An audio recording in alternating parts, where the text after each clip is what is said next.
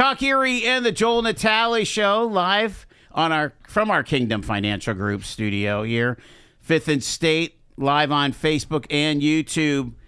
And on Mondays at 5, Dean Pepicello is with us, the Harbor Creek Township Supervisor, and our political guru at the show when we were at the RV show. It's like, can't tell you how many people said, I really like Mondays with Dean. No, they don't. No, seriously, like, and they would rather, you than me. And plenty of people call in and say, that dude's an idiot. Why do you have him on? That's what I love about this business.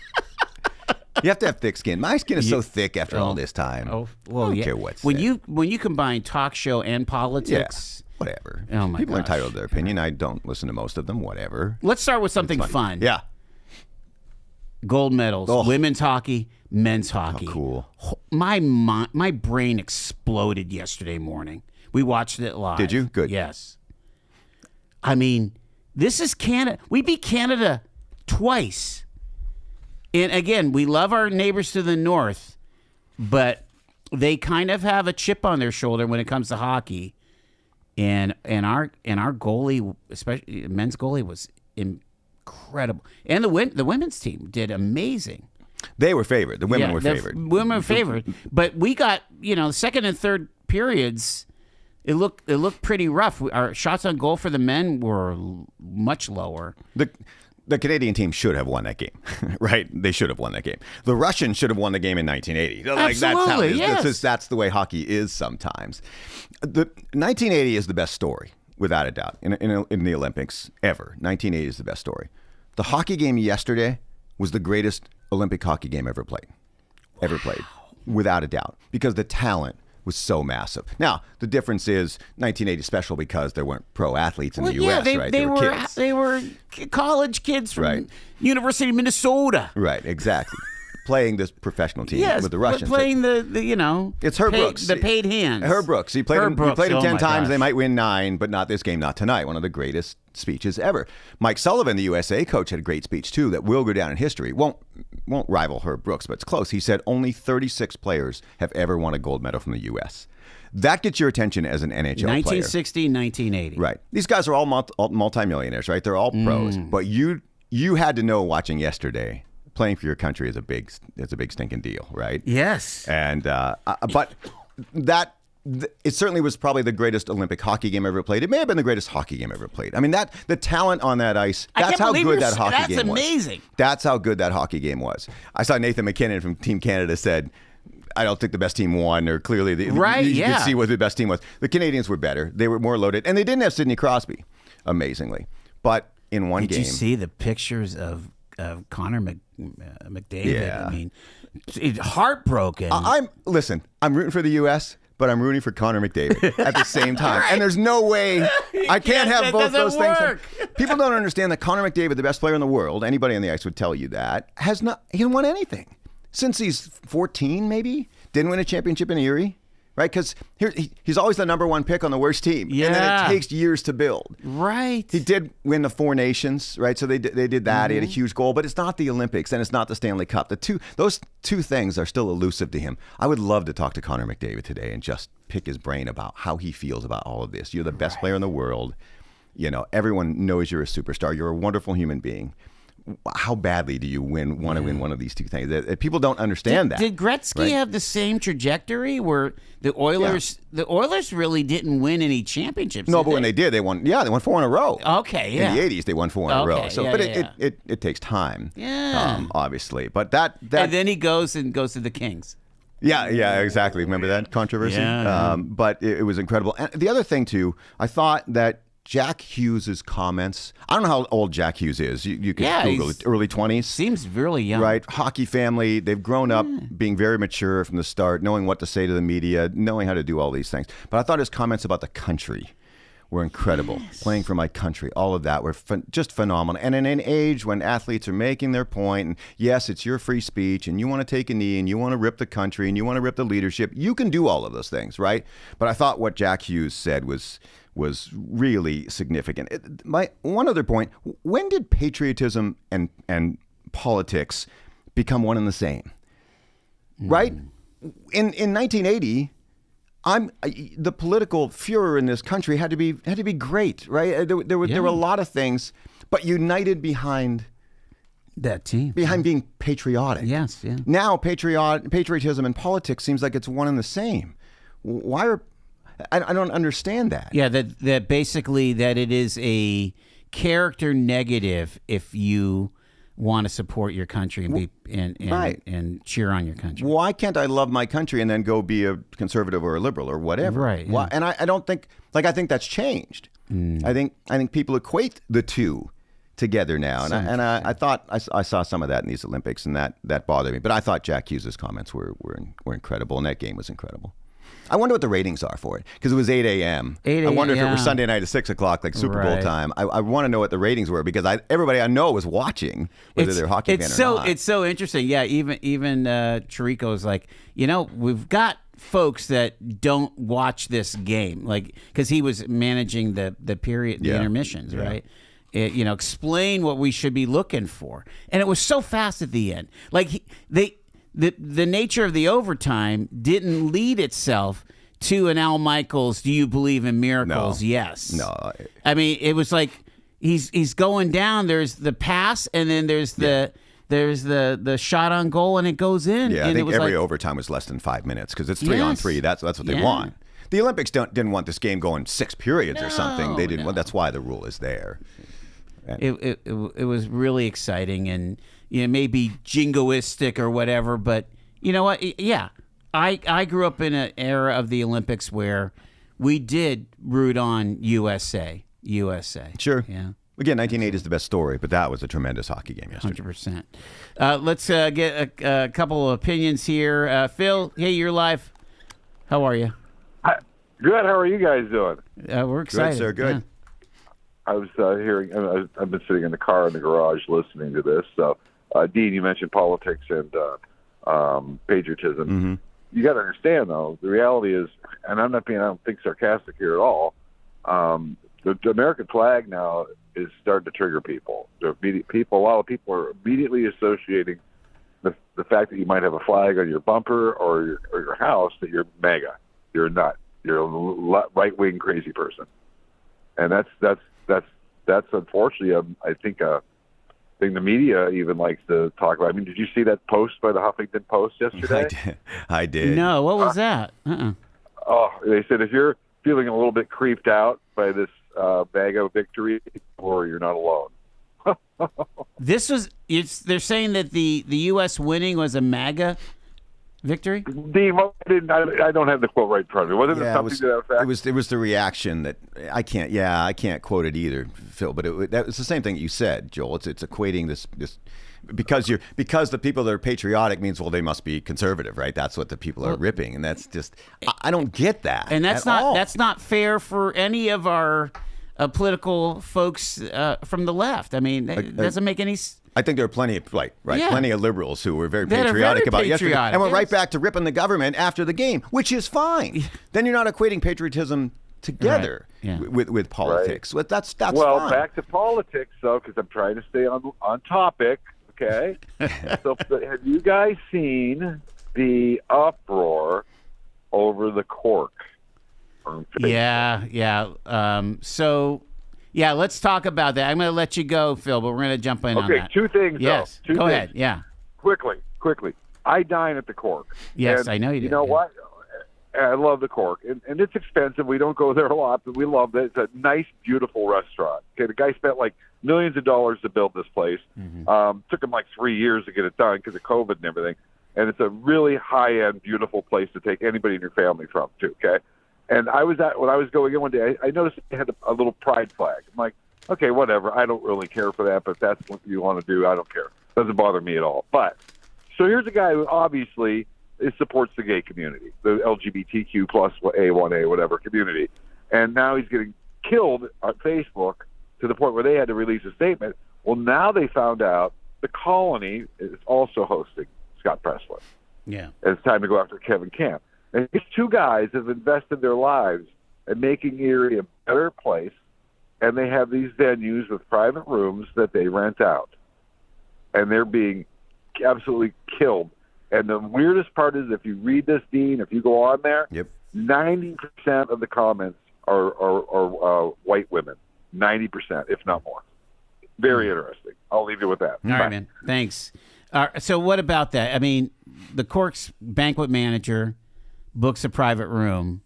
You know, do they even think of, other than, the credit card going through, are they thinking about what the content is happening in the private room? And this is a bridal shower. This is a, this is a business meeting or whatever. Yeah, I've seen very little of this. So they're getting ripped by a lot of people in social media who disagree with this person. They're saying that that somehow that the restaurant is entering into the politics of the event. I think I don't know much about this Scott Pressler guy, and I don't know much about this event. Yeah, he's all about changing, recruiting registrations for the Republicans. Okay. I think there's a big difference. There are places I avoid. I don't go out of my way to spend money at because the owner is very vocal all the time about their politics, and their politics are very different than mine. Mm-hmm. Okay? He or she, I don't want to personally identify, they go out of the way all the time. Yeah. Right? All the time. And I just feel like I'm not going to spend my money there. I'll still go there occasionally. And I don't think it's a big deal, but I can also choose to spend my money somewhere else. If you choose to make politics the issue in your business all the time, and you as a business owner want to go out and say that, then I think I can make that decision. I think that's far different than somebody says, well, I'm going to host this event. That is a one-time event. Maybe they didn't know. I don't know that. Yeah. But I think those are different scenarios. Does that make sense? Right. Yeah. Would we have any idea what the ownership of any restaurant believes politically? Again, I always go back to the Michael Jordan quote: "Republicans buy Nikes too." I would never say a word. I think the true play is never say a word. Yeah. Is it? Should you have still booked that event? Like I don't know. I wouldn't go out as a business owner and be political. I think that's far different than somebody booked an event. Yeah. We all have political leanings. I wouldn't avoid a restaurant because somebody had Hillary Clinton in it. If the restaurant was good and had great food at the right price, I'm going. Who cares? I just think it's far different than the owner out there spouting something every day about how awful. I think about, when JD was in town and he just kind of popped in, what was it, Firebirds or something? Are we supposed to criticize Firebirds for allowing JD to pop in? There are Republicans who don't go to Primanti's, right? Because somewhere they refuse JD Vance. Like, okay, if you're going to make that decision, then I think you're probably going to live with the consequences. Yeah. I just think that's a far different scenario than booking events. I don't know. Maybe I'm wrong. Let's get a quick call here before the break. Hi, you're live on Talk Erie. Hello. Dino, the only thing you need to know about Scott Presser is he has nicer hair than you. Who doesn't? He has more hair. Who for sure, doesn't? But real quick here, I can tell you what the ratings were for that in hockey games. The same as the WWE. It was nothing but entertainment. You mean to tell me that both of them games go to overtime and both scores are the same at the end of the game? Absolutely. I mean, come on, man. Absolutely. This is NFL. This is NFL crap right here. This is all planned and staged. Okay? Now hockey's rigged. Oh, my God. No, He's making it up. He's making it up. The only thing that's not rigged anymore is baseball. So we got baseball coming up. But, Dino, Scott has really nice hair. You need to maybe check him out. All right. Thanks, man. Later. I got to go to break. Dean's with us here. We're talking politics. Stay with us.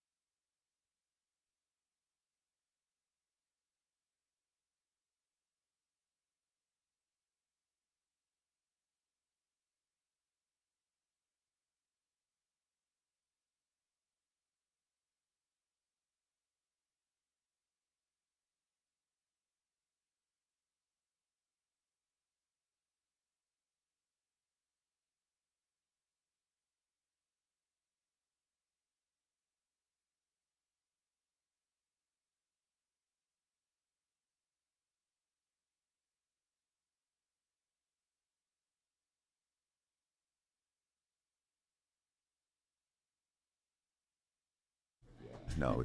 It's Talk Erie and the Joel Natale Show. Moving along on a Monday, Dean Pepicello, our political guru, is with us. 522. All right. So you got the... Is that Prince? Yeah, it I is. love Prince. Great. Purple So Rain Out. great. Again, these are 80s movie songs. Is that so- new? I was going to say, have you been Yeah, using that? we just started a couple weeks ago, yeah. Prince is so great. Yeah. Miss him. I mean, do you remember that movie? Heck Purple yeah. Rain? It's Might have been the amazing. last movie I went to. Yeah. So bad. Everybody's like, you see this movie? No. Is it before or after E.T.? That's what every reference to Oh, me is like my right in it. word. I'm sorry. Yeah. I thought back Shaney and doesn't watch movies. I'm you a know. loser without hair. It's Shaney, if it's not The Hangover, Shaney doesn't watch it. No. Right, exactly. Bradley Cooper's not in it. I don't care. Let's stay with local one more a little bit, and then we'll talk terrace after the break. But okay, so now I've done in February I've done 2 shows about the Mill Creek Government Study Commission and the change in government here. Do you feel? I'm going to propose a hypothesis. Folks are going to really need to dial down the temperature in Mill Creek if they want to move forward and submit to what the voters want here, which was a change. And it was one fair and square, but there needs to be a dialing down and a raising of cooperation over there, or else they're not going to get any benefits from this change. I don't think. You know how tough this is for me because Yeah, I have yeah. to work with these people every day. Yes. But I'm not afraid to give you my opinion on this thing. I think what did you say in the hour with Grant, who I think is a bright young guy, by the way. We don't really agree on much, although I think his idea of, he thought it should have been a mayor and a He council. thought it should be all political. So everybody's elected. Yes, is yeah. is a pretty cool idea that maybe, I know they considered, whatever. I just think he's a bright guy, even though we probably disagree on a lot of things. You what did you say in hour number 1 that made so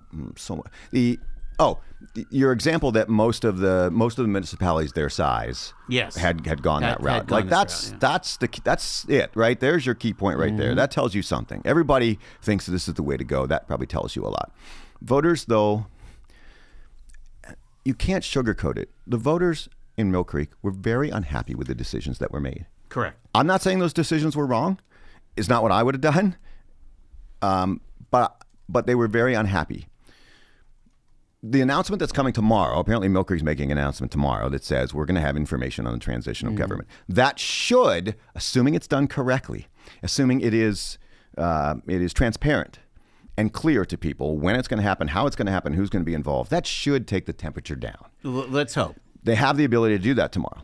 If it's dig our heels in, we'll do this our way when we want to, screw you. I'm not saying it's going to happen. Yeah. But if the announcement is more like that, then you're going to continue to see the rhetoric the way it has been. It will take the current leadership of Mill Creek Township to guide this thing now, but they need to be clear and concise tomorrow. And I think that you'll see some of those things come down. Right. The other thing, we're going to start going live feeds with some of our meetings. So we've got a class at Barron is going to do some of that. I have been afraid. I want to be as transparent as possible, and we always are. There is an open record that we're requested that we don't get to people in the same day if we can. We don't hide from anything.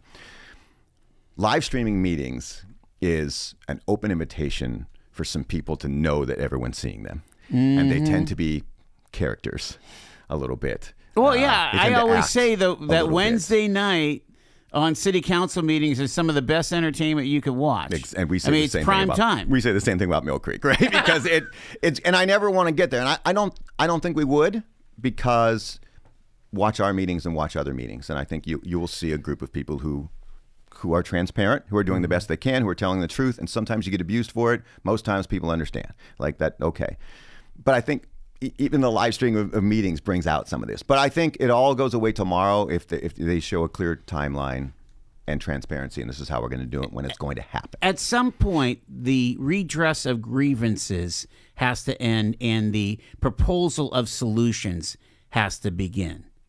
And again, that might be too much of a swipe, but it just seems like we're still regurgitating about the problems. Now, part of it is, yes, the problems haven't been solved, and that goes right back to stormwater and 30 years of kicking the can. Yeah, two things you guys talked about. One with Grant. And I understand the need for federal money, right? We want federal money too. We understand, especially Mill Creek has a lot of state roads and they're built out and infrastructure is very difficult and very expensive. But it can be done. It's our responsibility. We are responsible for stormwater, in particular in township right-of-ways, and the condition of the roads, and parks, and zoning, and code enforcement, and public safety. Those are the things we are responsible for. So we have to figure out how to pay for them. It's not the federal government's problem and the taxpayers of Oregon to pay for the stormwater or road problems in Mill Creek or Harbor Creek Township. Wow. I understand we chase some of those grants too, and they're out there. But we're the same people complaining about how much money the federal government spends, right? And then having our hand out for those types of things. So it is the responsibility of Mill Creek Township for stormwater, in particular in right-of-ways, not so much on private property, although they're related. They need to take that on. They should have taken it on years ago.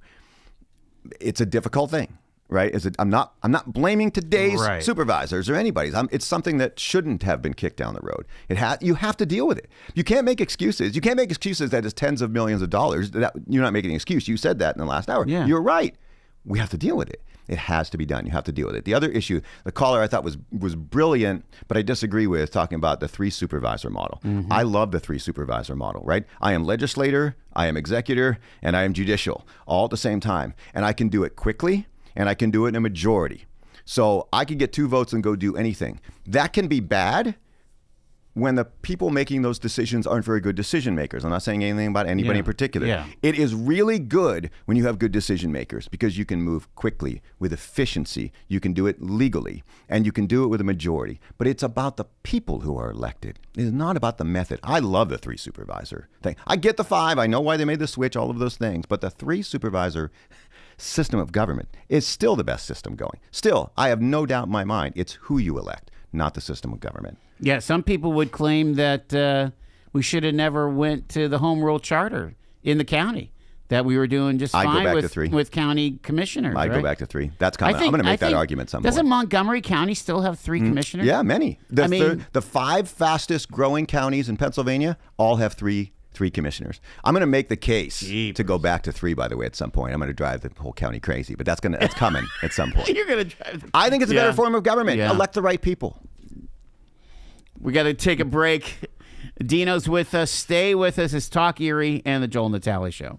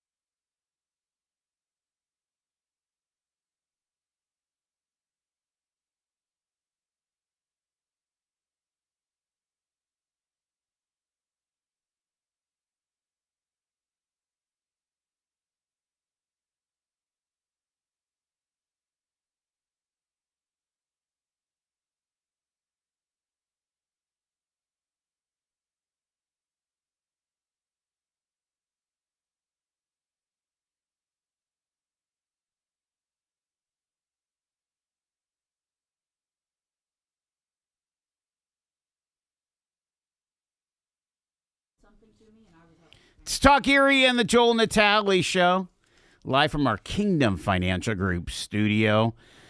Also, live video streaming on YouTube and on Facebook. It's our political breakdown with Dean Pepicello, the Harbor Creek Township Supervisor. Again, the only guy around here that's ever gotten petitions, ran in a primary, won multiple elections in the fall. And the folks on the East County love the guy. I don't know. I shouldn't say that. I plan to go for another election, so it's not. We'll see. But so far we've managed to get it right. More right than wrong. It's not a perfect business. Government's not a perfect business. Right. Speaking of imperfection, the Supreme Court has kind of supposedly now put the skids on President Trump's signature tariff strategy, although he came out with guns firing, saying, "Well, if they're not letting me do this as a emergency deal, we'll do it under a different statute, and we'll still have 15% tariffs, which our tariffs used to be like 2%. There's a lot of money that came in, billions, and we don't know if that has to be paid back yet. Yeah, I don't think that. I think that'll be in the courts for years, Dean. I doubt it. I just doubt. I don't think. You don't think any money gets put back? No. I don't. I think it'd be tough to do. I think people will sue. There'll be all kinds of lawsuits saying, "Hey, I want my money back." Well, this whole eventually getting the Supreme Court was it not? I mean, there were states involved or whatever, but there were private businesses involved. Curious. I didn't think the decision would go that way because of the makeup of the court. Yeah. Because of the 6-3 conservative majority. But this is just me. I'm not a constitutional expert. I'm not a lawyer. But I think they probably got it right. Like most things should go through Congress. Mm-hmm. Most things. Now, I understand that Congress moves very slowly and executive orders and emergency powers exist to move things quickly when they have to happen. I don't think tariffs are one of those things. The tariff says he's laid them out. Are there emergency situations? Yes. Would they stand up? Probably. And I think as they change that, it'll fly. I'm not so sure the Supreme Court got it wrong. And I know the MAGA's outraged. Yeah, right, yeah. But things should go through Congress. Congress is the best example of governing. It isn't the presidency, honestly. Well, and there's a skill set there that if you really believe in the art of the deal, you make a deal with Congress it's to make it happen. It's how the founders set it up. Yeah. That's how they set it up, on purpose. And now, it has worked for 250 years. I will say there is a goofy thing there that came out of the decision of saying if he wants to, stop all trade, let's say he says we're closing the trade routes with China, he can do that. He just can't charge them $1. That's probably right. So that is kind of crazy. But I think the drug issue, right? He hung his hat on that. I see that as emergency, right? That probably stands up. Mm-hmm. But you just want to punish someone for how they treat you, or how they treat an ally. Because they have a trade surplus with you. It's got to go through Congress. They have to make those decisions. I think. I just don't see that as an emergency. We're going to have a trade surplus with Ethiopia no matter what. If they're making slippers or something. I think that was their argument. This isn't an emergency. You have to go through Congress. That's what that's our interpretation of the Constitution. End of story. So, just my opinion. I see how people see it differently. It just seems like Congress is just totally bound up. They passed one major piece of legislation, and that's the big beautiful bill. That's it. It's the way the founders intended it. Yeah. The president then should use his influence, because he has a lot of influence, or her should use their influence to move these things through Congress, but it needed to be done that way. Most presidents don't want to do it. It's not just Trump. It's they want to. Let's go executive order. Let's get things done right now. They have a very short window. Yeah. President Obama famously said, "I've got a phone and a pen, and I can just do this." But I think this is, again, I'm not a constitutional expert. Yeah. But clearly, a number of justices agreed. Yeah. On that. I'm going to submit that the justices actually did the conservative thing, which is harken back to Article 1. And this is the tariffs are the purview of Congress. But they didn't do the thing Trump wanted. So right. Hi, you're live on Talk Erie with Dino. Go ahead. Yes. I have a theory about the Supreme Court's tariff decision. I think it's no secret that John Roberts is not a huge fan of Trump. And perhaps he took this opportunity to exert his influence and slap him down a little bit without doing any permanent damage. I think that's what's going on. I think that's a reasonable take. Absolutely. Yeah. Well, you'd hate. I don't disagree. Maybe that's the case. You'd hate that. You want them to make a decision. Their decision is to interpret the law, right? Yeah. There should not be political, political ramifications of it all. Thanks for some. Go ahead. Well, yeah. It shouldn't. And if you read that emergency statute, I guess you'd call it.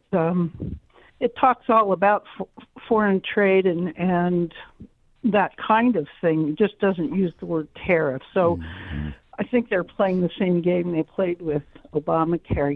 Is it a tax? Is it a fine? That kind of nonsense.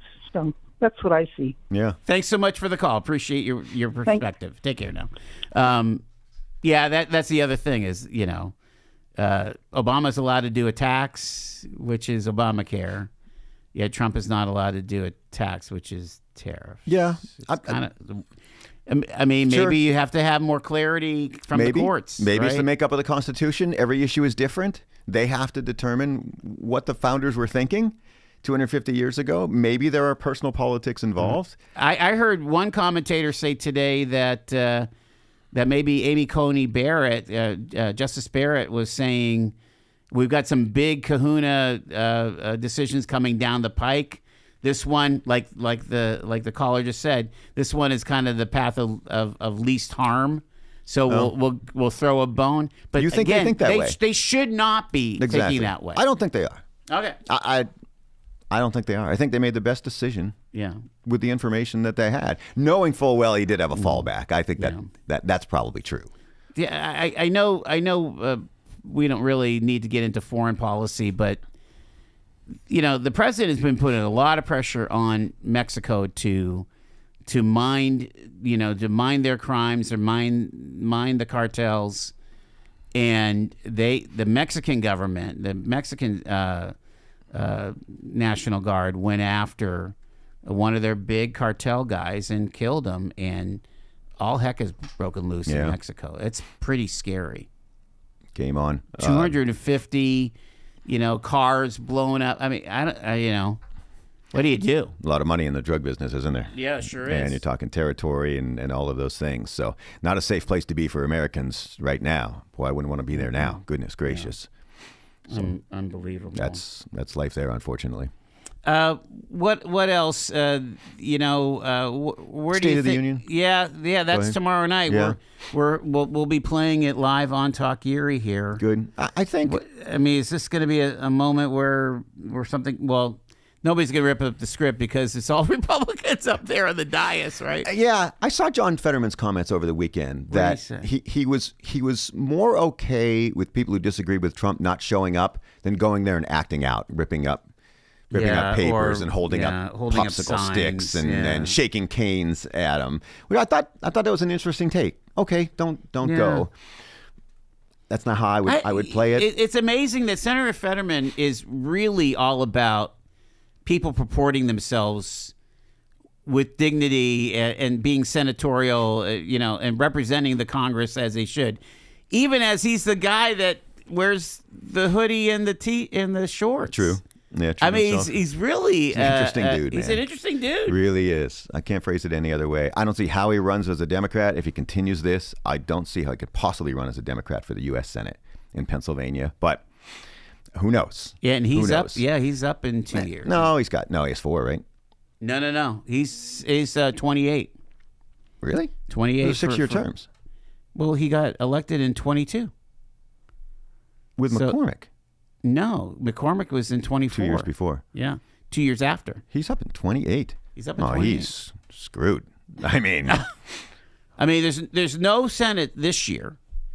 We're actually, Pennsylvania's not going to make the money this year. Yeah, like we typically do. Yeah, but in 2 years, it's all bets are off because he will be primaried to high end. Without a doubt. I think if he continues, the Connor, what's the dude's name? Connor Lamb. Connor Lamb. Yeah, he's going to continue on this path. He's being true to himself or whatever, but he's never going to be elected as a Democrat to the U.S. Senate in the state of Pennsylvania. No way, as long as he continues this way. And I don't see him changing. No. Good for him. Yeah. God bless him. I give him credit for that. But I think Trump tomorrow night, State of the Union, I think his team is very good at this. It'll be very patriotic if the men and or women's hockey teams are there, because I know they've been invited. I don't know if they pull it off. They want to fly him in, yeah. If the Democrats want to sit for that, good luck. I don't think that helps. But I think Donald Trump tomorrow night needs to be honest. I think the country generally believes in him, even though they don't like him.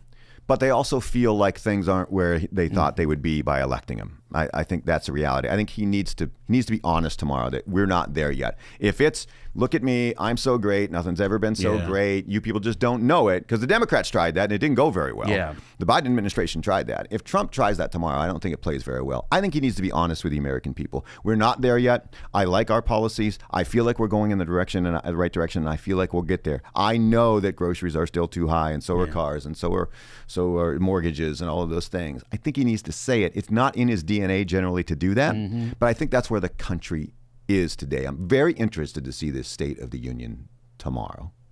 Yeah, I'm not holding out. I'm not going to hold my breath for that kind of finesse. It's not in his. I know it's not in his nature. Yeah, Don't you think though that's the best course of action? It would be, but it's all about the superlatives with him. If he goes out and if he tells me tomorrow that meat is cheaper, I'm gonna say BS. Yeah, right. Yeah. Don't tell me that tomorrow. Yeah. Don't tell me. Tell me you're working on it. Yeah. Something. Tell me we're going in the right direction. Inflation is more under control than it was. Okay, people see that. Yeah. Don't tell me groceries are cheaper. And he could legitimately say, hey, 3 years ago inflation was 9%. Now it's inflation is 2.3%. I did that. Yeah, but he better follow it with a but. I know we're not there yet. But we have more to do. Yeah. I think he needs to say it tomorrow. How many jobs? I mean, be specific. How many jobs were created in the last year? Let's sneak one more call in. Hi, you're live on Talk Erie. Just got about a minute. Just real quick. I hope that everybody up there during this speech respects the office and not the man, if that's what the hell they want to feel about it, because they should just be there, because that's what we pay them to do, is be there and represent whoever they're representing. I saw something about Adam Schiff's like, I'm not going to go. I've never missed one, and I'm not going. Well, don't go. You're a piece of crap anyway. But still, if you don't respect the office, then don't go, because it has nothing to do with the man. It has to do with the office, and that's what I think they should do. And then real quick, I thought I heard somebody say that Fetterman might be running against Shapiro. Do you think that's a thing? I had heard that. I don't believe it. I can't imagine. I've heard that. Why would he want that? Because he can't win for Senate again. Yeah. So wouldn't that be cool? I honestly voted for Oz back then, only because I didn't think he was strong enough mentally, as far as because of his health, to do what he had to do. But he's come a long way, and I'm not saying now he follows my thoughts, but he does. He's when he says, I'm not going to go out there and call people Nazis and this and that, because that's not the right thing to do. That's right. That's not the right thing to do. And he's talking like a real person, not like some jerk. But anyway, hey, you guys have a good day. Thanks for the call. Appreciate it. I guess the thing is that the thing that everybody appreciates about John Fetterman is his integrity. He stays with his core values. It's kind of like, whether you disagree with him wholeheartedly politically, but this is Western Pennsylvania values that he supports. He's common sense on big things. Yeah. Middle of the road on big things. A lot of other things. He's still a leftist. Well, absolutely. Yeah. Harvard educated, blah, blah, blah. Yeah. By the way, you have to make a decision now on governor. Petitions are being circulated, for goodness sakes. I can't imagine him going. I don't either, but I've heard that. That's the third time I've heard that in the last week. So I'm not buying it either. No. I'm not. No, I can't imagine it. We got to go. Geez. It's fun fodder, though. It's fun to think about. I can't imagine it. It'd be crazy. I don't see how you could do it now. It's almost too late. Yeah. So what are you watching for this week? So you'll be watching the State of the Union. I'm watching the Iranian thing. That fascinates me, because there are people who say you're just none of our business. You're isolationists. Get the heck away from them. There's others saying, you know what? Look, somebody has to stand up for freedom. Somebody has to stand up for the Iranian people being killed for voicing their opinion. I see both sides. I don't think.